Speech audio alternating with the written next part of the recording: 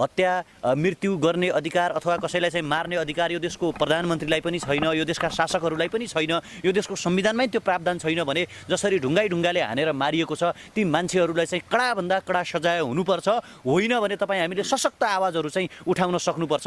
नेपालको संविधानले आज नवराज विकलाई जीवित राख्न सकेन। नेपालको संविधानले आज नवराज विकलाई न्याय दिन सकेन। सबैभन्दा ठुलो समस्या आज संविधानको उपहास भइरहेको छ। यो संसारमा प्रेमभन्दा ठुलो कुरा केही रहेनछ। त्यसकारण यो देशका शासकहरूले, यो देशका सामन्तीहरूले, यो देशका चाहिँ तपाईँको चाहिँ ठेकेदारहरूले, धर्मका ठेकेदारहरूले, भाषाका ठेकेदारहरूले, लिङ्गका ठेकेदारहरूले, राजनीतिका ठेकेदारहरूले र संविधानका ठेकेदारहरूले आज नवराज विक जस्ता थुप्रै मान्छेहरूको ज्यान लिइरहेका छन्। एउटा चाहिँ राम्रो चाहिँ उत्कृष्ट समाजको चाहिँ उपहास गरेको त्यो वडा अध्यक्ष जो छ त्यो वडा अध्यक्षलाई चाहिँ आजीवन कारावास, आजीवन जेल हाल्नुपर्छ। होइन, आज तपाईँको चाहिँ नवराजको मात्रै हत्या भएको छैन। आज हत्या कसको भइरहेको छ भने एउटा संविधानको हत्या भइरहेको छ। आज हत्या के को भइरहेको छ भने मानवतावादको हत्या भइरहेको छ, हत्या प्रेमको भइरहेको छ।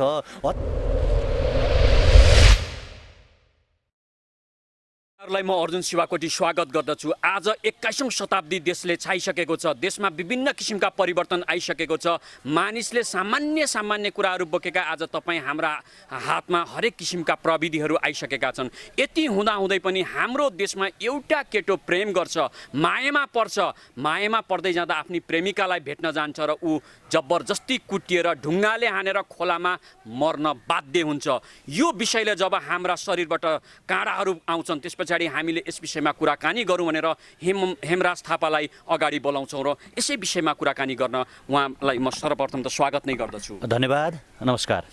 एउटा पश्चिमको केटो जो प्रेममा पर्छ र आफ्नी प्रेमिकालाई भेट्न जान्छ, यो युगमा, आजको प्राविधिक युगमा ऊ ढुङ्गाले हानेर कुटाइ खाएर मारिनुपर्छ आफ्ना साथीसहित। भएको के हो यो देशमा? पश्चिमको केटा भन्दा पनि एउटा नेपालको छोरो, एउटा नेपाली। नेपालको संविधानले, तपाईँलाई प्रश्न भनिदिन्छु, नेपालको संविधानले आज नवराज विकलाई जीवित राख्न सकेन। नेपालको संविधानले आज नवराज विकलाई न्याय दिन सकेन। सबैभन्दा ठुलो समस्या आज संविधानको उपहास भइरहेको छ। संविधानलाई कसैले कुल्चिरहेको छ र संविधानलाई कसैले बलात्कार गरिरहेको छ भने यो देशका सम्भ्रान्त वर्गका मान्छेहरूले यो देशको संविधानलाई कुल्चिरहेको छ। आज संविधानको उपहास उडाइएको छ र सिंहदरबार बालुवाटार मौन छ। सिंहदरबार र बालुवाटारलाई यो कुरा थाहा छैन कि यो देशभित्र आज पनि विभेद छ, यो देशभित्र आज पनि अन्याय छ, यो देशभित्र आज पनि कुरीति र कुसंस्कार छ। त्यसकारण अर्जुन नवराज विक त आफ्नो तरिकाले गए। नवराज विकलाई त मान्छेहरूले मारे अथवा नवराज विकलाई त मान्छेहरूले प्रहार गरे, तर नवराज विकले एउटा सन्देश छोडेर गए। यो संसारमा मान्छे प्रेमका लागि देहत्याग गर्न सक्दा रहेछन्। यो संसारमा प्रेमभन्दा ठुलो कुरा केही रहेनछ। त्यसकारण यो देशका शासकहरूले, यो देशका सामन्तीहरूले, यो देशका चाहिँ तपाईँको चाहिँ ठेकेदारहरूले, धर्मका ठेकेदारहरूले, भाषाका ठेकेदारहरूले, लिङ्गका ठेकेदारहरूले, राजनीतिका ठेकेदारहरूले र संविधानका ठेकेदारहरूले आज नवराज विक जस्ता थुप्रै मान्छेहरूको ज्यान लिइरहेका छन्। यो एकजना अध्यक्ष पनि जो संलग्न हुनुहुन्छ, उहाँलाई यस्तो किसिमको अधिकार, यस्तो किसिमको कानुनी प्रावधान कसले दिन्छ? कसले उक्साउँछ एउटा प्रतिनिधि पात्रलाई गएर 6 जना मानिसहरूलाई मार्न? गाउँमा सिंहदरबारको नाममा जसरी अहिले उत्ताउला साँडे जस्तै मान्छेहरू छोडिएका छन्, होइन, त्यस ठिक छ, एउटा सम्बन्ध थियो होला नवराज विक र त्यो नानीको एउटा प्रेम सम्बन्ध थियो होला कि आपसी थियो होला भने नवराज विक कम उमेरको मान्छे थियो, उसलाई सम्झाउन सक्नु पर्थ्यो, बुझाउन सक्नु पर्थ्यो। र मलाई त लाग्छ किनकि नवराज विकको प्रेम गर्ने अधिकार यहाँ खोसिएको छ।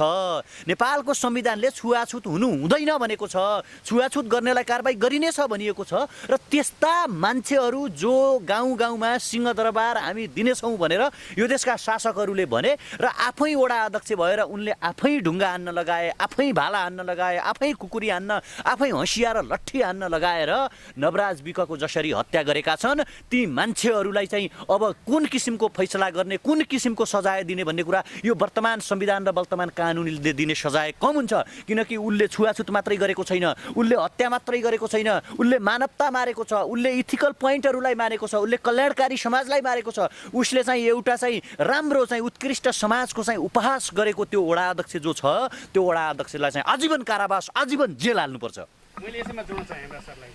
हिजोको दिनमा यही सरकार, यही सत्ताका मान्छेले यही कुरा हिजोको दिनमा उठाएका थिए र जनयुद्धको केन्द्रबिन्दु जाजरकोटबाट भएको थियो, पश्चिम रुकुम। आज त्यही जाजरकोट,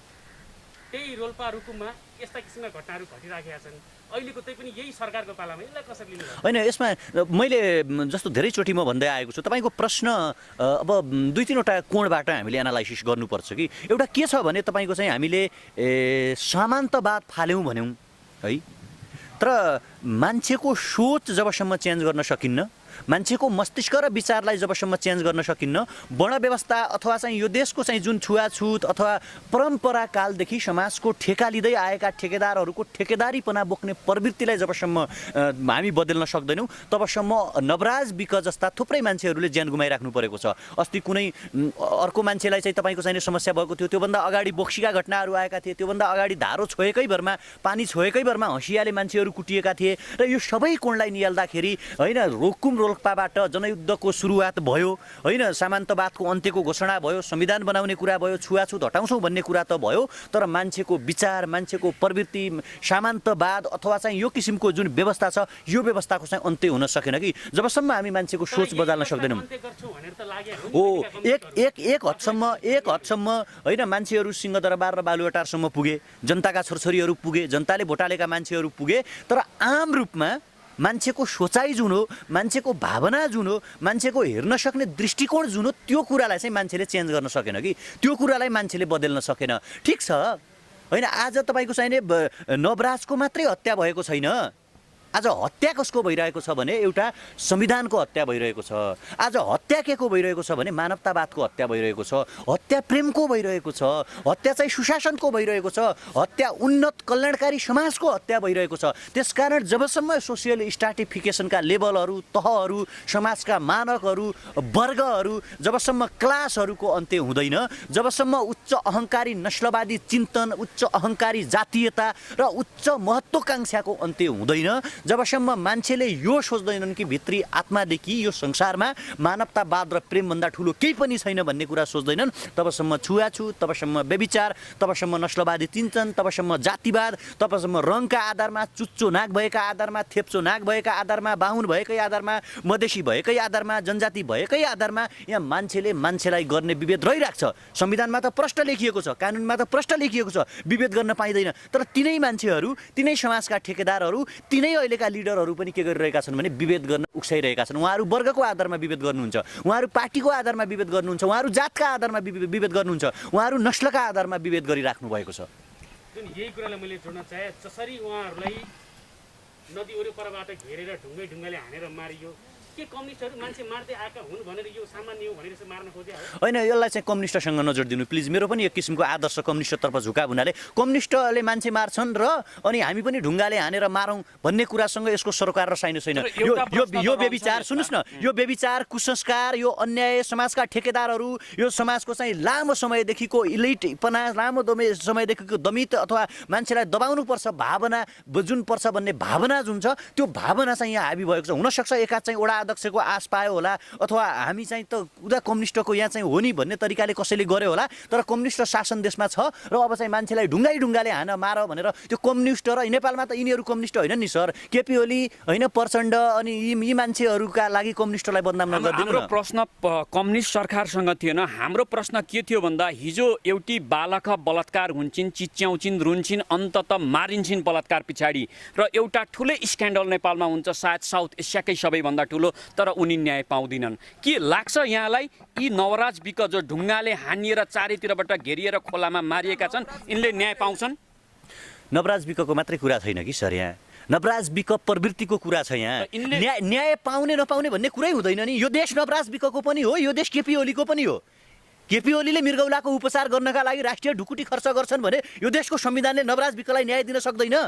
संविधानको अक्षरशः पालना गर्ने कि नगर्ने सवाल हो नवराज विकको हो सुन्नुहोस् न हामीले कत्रो आवाज उठायौँ कत्रो हामीले बोल्यौँ त्यसकारण हामीले के गरिरहेका छौँ भने संविधानको बलात्कार कसले गरिरहेछन् भने सिंहदरबार र बालुवाटारका शासकले गरिरहेछन् सिंहदरबार र बालुवाटारका शासकहरूलाई संविधान चाहिने सिंहदरबार र बालुवाटारका महाराजाहरूलाई चाहिँ जनताले तिरेको करबाट उपचार खर्च गर्नुपर्ने, यिनकी महारानीहरू विद्या भण्डारी तपाईँको संसद भवनमा आउँदाखेरि पुरा स्कटिङ गरेर गाडीको लाइनसहित आउनुपर्ने, अनि तपाईँको चाहिँ नि आज नवराज विकहरू चाहिँ ढुङ्गाले हानेर मारिनुपर्ने, निर्मला पन्तका बलात्कारीहरू पत्ता नलाग्नुपर्ने, अनि संविधान तह नै देशका इलेक्टेड मान्छेहरू जो छन्, देशका निर्वाचित मान्छेहरू जो छन्, ती मान्छेहरू आफै विभेद गर्छन् भने अनि तपाईँ हामीले चाहिँ बोल्ने कि नबोल्ने? त्यसकारण नवराज हो। हाम्रो प्रश्न यी थियो, हाम्रो प्रश्न के थियो भन्दा जुन निर्मलाले यदि न्याय पाइनन् भने यी नवराज विकले न्याय पाउँछन् भन्ने आधार के छ? पाउनुपर्छ। संविधान प्रदत्त हक हो नवराजको कि ऊ यो देशको नागरिक हो, उसको प्रेम गर्न पाउने अधिकार, राइट, छुट थियो। बुझ्नुभयो नि? त्यसकारण तपाईँ हामीले मलाई सोध्ने होइन कि न्याय पाउँछन् कि नै भनेर। नवराजले न्याय पाउनुपर्छ भन्नु पर्यो कि। नवराजको न्याय मान्नेहरू, नवराज त मरेर गए, तर आज बेइज्जत कसको भइरहेको छ भने नेपाली सोसाइटीको बेइज्जत भइरहेको छ। नवराज त अमर भएर गएका हुन्। नवराजको प्रेमले त जितेको छ। आज नवराजको मृत लासले नेपाली समाजलाई बिल्ला हानिरहेको छ, नेपाली समाजलाई जिस्काइरहेको छ। संसारको नजरमा कति तुच्छ तिमीहरूको सोसाइटी, कति गलत मनोविज्ञान तिमीहरूको सोसाइटी भन्ने हो। यो प्रवृत्ति जाजरकोटका केही मान्छेको होइन, यो प्रवृत्ति हुनुमा तपाईँको पनि दोष छ, मेरो पनि दोष छ, क्यामेराम्यान तपाईँहरूको पनि दोष छ, हेर्नेहरूको पनि दोष छ। त्यसकारण हामी हाम्रो नजरिया बदलौँ। नवराज तपाईँको चाहिने जुन विक छ, नवराज विक भन्न पनि छोडिदिउँ। नवराजको न्याय चाहिँ नेपालको प्रधानमन्त्रीले, नेपालको संविधानले सुरक्षित गर्नुपर्छ होइन। उसलाई चाहिँ बाँच्ने अधिकार थियो, ऊ बाँचेन, उसको प्रेम अमर भयो। तर उसको मृत्यु पश्चात उठेका प्रश्नहरूले तपाईँ हामीलाई झस्क्याउनुपर्छ। हाम्रो कमजोरी कहाँ रह्यो, हामीले के बिगाऱ्यौँ, केमा चुक्यौँ, हाम्रो सोसाइटी किन यस्तो किसिमको दमित भयो, किन चाहिँ मान्छेलाई विभेद गर्न थाल्यो भन्ने प्रश्न जबसम्म हामी उठाउन सक्दैनौँ, हाम्रो मनलाई सोध्न सक्दैनौँ, तबसम्म यो प्रवृत्तिको अन्त्य हुँदैन। कानुनले ती 12 जना मान्छेलाई कारबाही गर्ला, तर भोलि समाजको अर्को ठाउँमा यस्तो किसिमको घटना घट्दैन भन्ने के हजुर भन्नु? मैले यसमा के जोड्न चाहेँ भन्दाखेरि जुन नवराज विकेको कुरा थियो, जुन अहिले पीडित फ्यामिलीले भनिरहेका छन्, विभिन्न सामाजिक अभियन्ताहरू छन्, विभिन्न कुराहरूमा, विभिन्न एमसिसी लगायत विभिन्न कुराहरूमा बुलन्द आवाज उठाए, तर एउटा दलितको छोरो मर्दाखेरि आवाज उठाइदिनु भन्ने गुनासो छ। हामीले उठाइरहेछौँ आवाज। त मैले कति, मेरो लगातार हिजोको पोस्ट हेर्नुहोस्, मेरो अस्तिको पोस्ट हेर्नुहोस्, आज बिहान मात्रै मैले अन्तर्वार्ता दिएँ, अहिले यत्रो तपाईँ मिडियाकर्मीसँग अन्तर्वार्ता दिइरहेको छु, आज बेलुका फेरि लाइभ आउँछु। मैले भनिसकेँ नवराजले न्याय पाउनुपर्छ भन्ने यो सवालै नगर्नुहोस् कि सिधा अन द स्पोट नेपालको संविधानले ढुङ्गाले हानेर नवराज विकलाई मार्ने र उसका साथीहरूलाई नदीमा हाम फालेर मर्न विवेश बनाउने, भालाले हान्नेहरूलाई चाहिँ तपाईँको चाहिँ आजीवन कारावासको फैसला गर्नुपर्छ। यस्तो यिनीहरूलाई यातना दिनुपर्छ, यस्तो यिनीहरूलाई पीडा दिनुपर्छ। त्यो देखेर अर्को कोही मान्छेको दिमागमा छुवाछुत आउँछ भने, अर्को कोही मान्छेले चाहिँ आफ्नो मस्तिष्कमा विभेद निम्त्याउँछ भने उसले 1000 चोटि सोचोस् कि त्यो मान्छेलाई, नवराजको हत्यारालाई यसरी कारबाही गरेको थियो, यसरी चाहिँ बोलेको थियो, यसरी चाहिँ त्यसलाई कानुनी कठघरामा उभाइएको थियो भनेर उसले 1000 चोटि सोचोस् कि त्यो किसिमको कडा कानुनको व्यवस्था गर्ने। र अर्को महत्त्वपूर्ण कुरा के हो भने अझै पनि साइकोलोजिकली रूपमा, सामुदायिक रूपमा होइन, हाम्रो समाजशास्त्रीय कोणबाट, हाम्रो समाजको मनोवैज्ञानिक कोणबाट चाहिँ हाम्रा थुप्रै नबुझेका मान्छेहरूलाई बुझाउन सक्नु, जातीयताको बारेमा बुझाउन सक्नु, इथनिसिटीको बारेमा बुझाउन सक्नु, डाइभर्सिटीको बारेमा बुझाउन सक्नु चाहिँ फेरि तपाईँ हामीले चाहिँ बुझाउन सक्नुपर्छ। जस्तै मैले तपाईँले यसो भनिरहँदा एउटा प्रश्न भन्दा पनि मैले एउटा फुटेज सार्वजनिक गर्न चाहे, जुन पछिल्लो क्रममा मात्रै हामीलाई प्राप्त भएको छ, र ती जो मर्ने व्यक्तिहरू रहेका छन्, त्यहाँ 3 जनाको सम्भवतः अहिलेसम्म लास फेला परिसकेको छ। ती व्यक्तिहरूलाई कसरी क्रूर तरिकाले मारिएको थियो भन्ने हामीले यो अडियो सार्वजनिक गरेसँगै हामीले प्राप्त गरेका छौँ। यो सुनिन अनुरोध गरेर अनि सुनौँ न प्लिज सुनौँ न। भनेको नचिनेर भनेको यस्तै भनिदिनु भयो क्या। मैले भन्दाखेरि हामी छक्क पऱ्यौँ कि एकछिन त हामीले न केही कुरा गरेर छोआइमा यो हामी त अर्को लागि भलाइ मान्छे, हामी त एकछिन तल्लो टुल्लो हेऱ्यौँ, हामीलाई थाहा भएन नि नवराजले चिन्ने पनि, हामीले अब नगएको मान्छे हामीले चिने, हामीले अलिअलि थाहा पाइसक्यौँ यही होला, त्यसो भए बेहुलीको मम्मी होला, त्यसो भएर गाली गऱ्यो होला भन्ने जस्तो लागेर हामी सुई हिँडेर कसैले नै केही नबोलेर हिँडिसकेपछि एउटाले उसले के भन्यो भने चाहिँ, एउटा साथीले चाहिँ आन्टी अनि यो चाहिँ हामी यहाँ त हजुरको छोरी भगाउन आएको होइन, हामी कापल खाना आयो, यसरी एउटा साथीले भनिसकेपछि ऊ आन्टीले के भनिस् डुम भन्दै पछि आइनको गाली गरिरहनु भएको छ। हामीले डाँडो नकाटुन्जेलसम्म, कोही नदेखुन्जेलसम्म गाली गरिरहनु भएको छ। हामी कताको डाँडोमा थियौँ, उता अझ डाँडोबाट कराइरहनु भएको थियो। अनि त्यहाँपछि हामीले त्यहाँ उ गर्दाखेरि ओ भन्दै पछि आइसकेपछि हामीले चालै नगरेर उसले एउटा दाइले के भन्यो भने चाहिँ के महिला मान्छे बोल्छस् अनि यताउति भनेर थर्काउनु पऱ्यो। त्यो भाइ अनि दाइहरू पनि थियो, 2टा दाइहरूले सम्झाइसकेपछि चालै नगरेर हामी त्यति हो क्या उसले बोली भनेको, अनि त्यहाँबाट थर्काउनु भयो, हामी हिँड्ने हिँडिसकेपछि हामीलाई त केही थाहा भएन क्या हामीले आउलान् हामीहरूलाई कुट्लान् हामीहरू मरौँला भन्ने त्यस्तो केही नै हामी त ऊ आन्टीले बोल्यो रिसको तालमा बोल्यो होला हामी त अब घर जानुपर्छ भनेर हामी त फिर्ता भइसकेको मान्छे पुरैले झामझुम खोलामा हाम फाल्यो क्या भेरीमा हाम फालिसकेपछि अब खेल्नेले हाम फाल्यो दुईवटा त हुतपुतिने दुईवटाले पनि फालिएछन् एउटा चाहिँ माग्ने थियो क्या ढुङ्गा होइन त्यो हामीलाई त्यो ताल खेल्ने मान्छेहरू त्यो अब ताल खेल्न लाग्छ भन्ने तिनीहरू कस्तो दिमागको तिनीहरू मान्छे मारी पास भयो जस्तो लाग्छ क्या दिदी बिचमा गएको मान्छेलाई ताल खेल्न लगाएको मान्छेलाई ढुङ्गा हान्दा थियो क्या पुरै ढुङ्गा भेरीमा कहीँ नि छोडेन क्या ढुङ्गा हान्न कहीँ छोडेन दिदी भाग्दाखेरि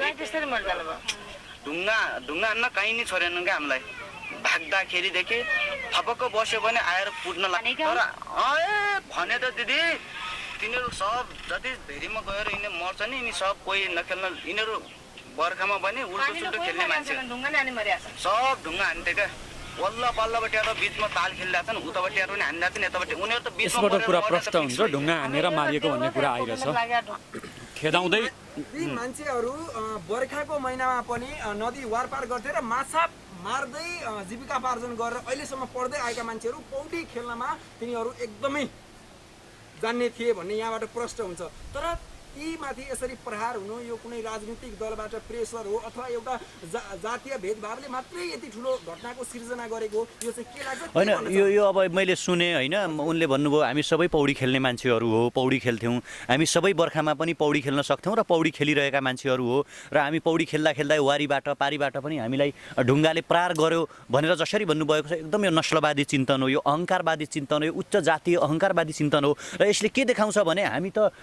सत्ताका मान्छे हामीसँग त वडा अध्यक्ष छन् हामीलाई त संरक्षण हुन्छ हामीले जे गरे पनि हुन्छ यिनीहरूको बोल्ने मान्छे कोही छैन भन्ने त्यो किसिमको मनोविज्ञान हुर्केर चाहिँ प्रहार गरेको चाहिँ यो भिडियोबाट देख्न सकिन्छ त्यसकारण मैले प्रष्ट रूपमा अघि पनि भनिसकेँ हत्या मृत्यु गर्ने अधिकार अथवा कसैलाई चाहिँ मार्ने अधिकार यो देशको प्रधानमन्त्रीलाई पनि छैन यो देशका शासकहरूलाई पनि छैन यो देशको संविधानमै त्यो प्रावधान छैन भने जसरी ढुङ्गाले हानेर मारिएको छ ती मान्छेहरूलाई चाहिँ कडाभन्दा कडा सजाय हुनुपर्छ होइन भने तपाईँ हामीले सशक्त आवाजहरू चाहिँ उठाउन सक्नुपर्छ मान्छेको मृत्यु मान्छेको प्रेम मान्छेको जात मान्छेको रङ मान्छेको लय खुवाइलाई हेरेर चाहिँ प्रहार गर्नु चाहिँ यो एकदमै निन्दनीय कार्य हो जस्तै एउटा हेमराज थापा छ देशमा भएका अत्याचार विभिन्न भ्रष्टाचार यस्तै विभिन्न समस्याहरूमा बुलन्द आवाज बोल्दै आएको छ र अहिले यो परिवार जुन दुःखमा परेको छ हेमराज थापाबाट पनि धेरै आश गरेको हुनसक्छ तपाईँका पोस्टहरू हेर्दा तल कमेन्टहरूमा पनि मैले धेरै देखिरहेको थिएँ हामीले तपाईँबाट धेरै ठुलो सहयोगको अपेक्षा गरेका छौँ हेमराज थापाले यसमा कसरी अगाडि बढ्दैछ के गर्छ कस्तो कदम लिन्छ अब पहिला त त्यो सम्बन्धित जिल्लाबाटै त्यो केसहरू आउनुपर्छ मलाई लाग्छ सम्भवतः आउँछ म त्यहाँको पनि हेरिरहेको छु पत्रपत्रिका सबै पढिरहेको छु होइन यदि इन केस यसमा पोलिटिकल ट्विस्ट हुन थाल्यो उच्च जातीय अहङ्कार राखेर यो मुद्दालाई तुवाउन खोज्यो भने हामी सशक्त तरिकाले आवाज उठाउँछौँ तपाईहरु त्यहाँ जिल्लाबाट लड्नुस् जिल्लाबाट भएन भने चाहिँ यो मुद्दालाई चाहिँ सर्वोच्चमा लगेर पनि यो मुद्दाको चाहिँ फैसला र छिनोफानो गराउनुपर्छ र यी अपराधीहरूलाई यी समाजका ठेकेदारहरूलाई धर्मका ठेकेदारहरूलाई राजनीतिका ठेकेदारहरूलाई मान्छेका जातका ठेका लिनेहरूलाई चाहिँ एकचोटि सबक सिकाउनुपर्छ आउनुहोस् जातको आधारमा वर्गको आधारमा लिङ्गको आधारमा रङका आधारमा ड्रेसका आधारमा मान्छेलाई विभेद नगरौँ हामी सबै एउटै हौँ सबैमा नेपालीपन छ सबैमा मुटु छ सबैमा मस्तिष्क छ सबैमा माया छ भन्ने एउटा सुन्दर समाजको परिकल्पना निर्माण तपाईँ हामीले गर्न सक्नुपर्छ त्यसकारण नवराज विक उसका साथीहरू र त्यो बस्तीले चाहिँ न्याय पाउनुपर्छ त्यो बस्तीको न्याय नखोसियोस् यदि त्यो बस्तीको न्याय खोसिन्छ भने हामी जुनसुकै स्टेप जुनसुकै कदम जुनसुकै किसिमको मुभमेन्ट र जुनसुकै हदमा जान हामी तयार छौँ उहाँहरूलाई निश्चिन्त भएर आफ्नो तरिकाले सबै प्रमाणहरू यथेष्ट कलेक्सन गरेर मजाले मुद्दा लड्नुहोस् होइन हामी चाहिँ साथ दिन तयार छौँ दर्शकबिन यो कुराले के दर्शाउँछ भने सम्भवतः जसरी ती बालिकाले न्याय पाइनन् निर्मलाले न्याय पाइनन् त्यसरी नै न्याय नपाउन सक्छन् र न्याय पाए पनि यी 16 वर्ष जेल जान्छन् 16 वर्ष गइसकेपछि दिन र रातले 8 वर्ष हुन्छ र वडाध्यक्ष सहित यदि जेलै गए भने पनि कोही 4 वर्षमा छुट्छन् भने कोही 2 वर्षमा आफ्नो शक्ति सन्तुलनको आधारमा यी जेलबाट निक्लिन्छन् धेरै पाउनेले 4 वर्ष 5 वर्ष पाउँछन् आफ्नो शक्ति प्रयोग गरेर यिनीहरू निस्किन्छन् जबसम्म यस्ता खालका क्रिमिनललाई यो देशमा फाँसीको सजाय हुँदैन भ्रष्टाचारीलाई संविधान परिवर्तन गरेर फाँसीको सजाय हुँदैन यस्ता घटनाहरू घट्दै जान्छन् भ्रष्टाचारीहरू बढ्दै जान्छन् तपाईँ हामी एकजना भाइ बिक भाइको लागि होइन यदि यो देशमा जबसम्म संविधान परिवर्तन गरेर फाँसीको सजाय आउँदैनन् यी अपराधीहरू घट्ने क्रम हुँदैन छैन हेमराज जस्ता अभियन्ता आउनुहुन्छ केही बेर विरोध गर्नुहुन्छ अन्ततः यी पापीहरूले 2 वर्ष 3 वर्ष पछाडि छुट्छन् हामी सबै एक हौँ यो जातीय नारा विरुद्ध लागौँ र भ्रष्टाचार विरुद्ध लागौँ, यिनको लागि सम्भवतः यदि न्याय पाएनन् भने हेमराजले भनि नै सक्नुभयो उहाँ आउनु नै हुनेछ भन्दै कार्यक्रम समाप्त पार्दछु। कोरोना छ, सबैजना सुरक्षित रहौँ र नवीन विक र उनको साथीहरू र त्यो जाजरकोटको के अरे नवराज विक त्यो साथीहरू र त्यो जाजरकोटका हरेक जो पीडा छन् यो पीडा नेपालका आम नागरिकहरूले त्यो समुदायका मान्छेहरूले भोगिराख्नु भएको छ। जातीय विभेदका विरुद्धमा सबैजना एकौँ, नस्लवादी चिन्तन त्यागौँ, रेसिज्म त्यागौँ, रेसका आधारमा हुने, जातका आधारमा हुने डिस्क्रिमिनेसनका विरुद्धमा सबैजना एकौँ। धन्यवाद, नमस्कार, जय देश।